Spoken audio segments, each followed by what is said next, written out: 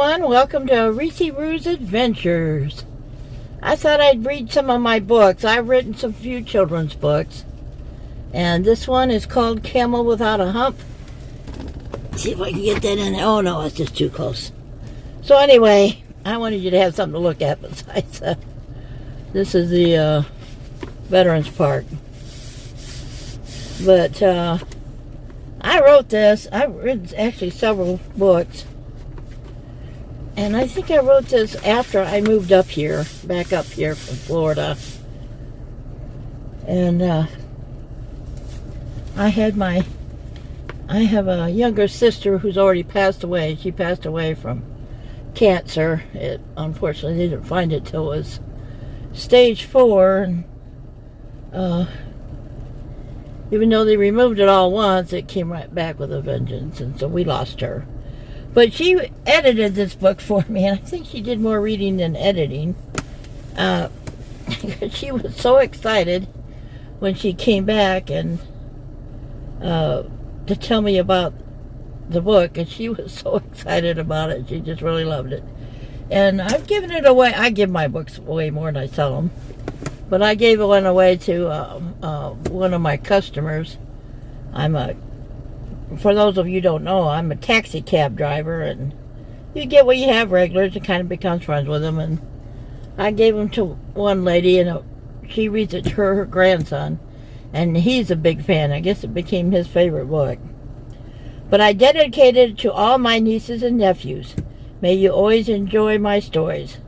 Love you all to the moon and back. Now this book, I kind of wanted to kind of represent. My mother had a lot of animals. She had some land, and she had all kinds of animals. She had ponies and ducks and peacocks. I didn't know there were so many different colors of peacocks. Oh, there's a lot of them. And she had chickens and pheasants and goats, and she had miniature ponies and miniature mule, and well, I guess they're actually called a donkey. But she had an alpaca. Her name was Savannah Rose, so I named one of the characters in this Savannah Rose. And she also had a goat that was a tame goat. Most of the goats, they just kind of ran around there and ran from you and stuff. But Savannah Rose, she was a pet, and she was very nice goat. Autumn. Autumn was a goat, and she was a pet. And I named one of the characters after that. So, on with the story. Once upon a time, in a land far away, there was a farmer by the name of Abraham and his wife Sarah. They raised animals on their farm. Sarah liked to raise sheep for their wool. She would make the most beautiful blankets and rugs. Traders would come from miles away just to buy her blankets and rugs. Abraham liked to raise camels. He would sell them and trade for them. He knew more about camels than anyone. He always had the best camels anywhere. Abraham had all types of camels. He had tall ones and short ones. There were old camels and young camels. Abraham had camels with one hump and some with 2 humps. One day a trader from far away came to buy some of Sarah's rugs and blankets. All of his camels were pretty heavily loaded with merchandise. He was on the way to the big city to sell his wares. The trader talked to Abraham into trading a small camel with some of his wares for one of the larger camels and some of his wife's rugs and blankets. The exchange was made, but when the pack was removed from the trader's small camel, it did not have a hump. The small camel was put into the pen with the other camels.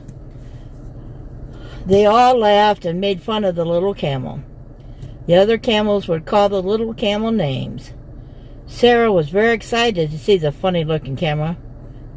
She decided to call her Savannah Rose. Savannah Rose would try to stay as far away from the other camels as much as she could. She would stay in the corner next to the sheep pen. One of the young sheep by the pen, one of the young sheep by the name of Autumn, felt sorry for the camel with no hump. The other camels were so mean to Savannah Rose. Savannah Rose had never seen these small creatures before. "What are you, Savannah Rose?" asked the young sheep. "Why, I am a sheep," answers Autumn. "You are so small. Do you carry stuff on your back like camels do?" asked Savannah Rose. "No, why, no. The mistress cuts our wool off." "Why, I am a sheep," answers Autumn. "You are small. Do you carry stuff on your back like camels do?" asked Savannah Rose. "Why, no. The mistress cuts our wool off and turns it into beautiful blankets and rugs. People come from miles around just to buy them," answers Autumn. "How does she do that?" asked Savannah Rose. "Well, you will see when our wool grows out again," answers Autumn. Savannah Rose did not ask any more questions. She was glad to have at least one of the other animals talking to her without being mean. Savannah Rose and Autumn became very close friends. They stayed close to each other as they grazed in their pens. One day a very wise man stopped at the farm to buy a camel. He looked over all of the camels that were for sale. When he saw Savannah Rose, he laughed at the camel with no hump on her back. Savannah Rose hung her head down in shame. She could not figure out why her hump was not growing. She felt so out of place. A few weeks later, another wise man stopped by the farm to buy a camel. He explained to Abraham that he heard that he had the best camels around. Abraham was very proud of his camels. But this wise man also laughed at the camel with no hump. Savannah Rose wanted to find a place to hide, but there was none.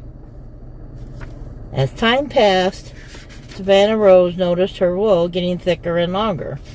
She tried to hide her wool, just what she needed. One more thing for the other camels to laugh at her about.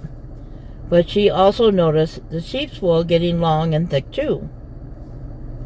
A third wise man came to the farm and brought a camel also.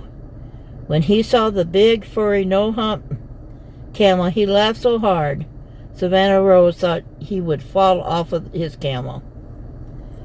One day, Sarah and Abraham went into the sheep pen with a dog. The dog chased all of the sheep into a smaller pen. Abraham took out a large pair of shears and cut the wool off of all the sheep. As he finished each one, they were put back into their pen. Autumn ran up to Savannah Rose and said, "See how they cut off our wool? It would be much cooler for the summer." Savannah Rose asked, "Does it hurt?" "No, not a bit," answers Autumn. After all of the sheep had been cut, Abraham slowly walked up to Savannah Rose. He threw a rope around her neck. This frightened her. Maybe he was going to get rid of her because her hump had not grown. Instead, she grew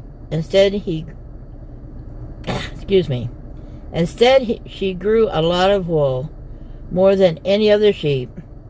He took out the big shears and started cutting her wool. She calmed down a little bit. Savannah still was not sure what he was going to do with her. But then he was all done. He led her into the sheep's pen. Then he took off the rope off her neck. Autumn and Savannah Rose were so happy to be in the same pen. They ran and played all day. When they finally got tired and stopped to rest, Savannah Rose asked Autumn, "What are they going to do with the wool they cut off?" Autumn told Savannah Rose to follow her. Autumn led her over to the small farmhouse and said, "Look inside. See how she is combing out the wool? Soon she will spin it on that round thing in the corner and make a thread with it. Look, she is working on your wool first. See how it's tan just like you are?" Okay, I'm going to call it quits here. I'm just going to read a little bit every day until we get done. But don't forget to come back if you want to hear more about Savannah Rose. She is so cute. Alright, thank you for listening to Reese Rue's Adventure. And remember to always have fun. You hear? Y'all come back now. Love you. Bye.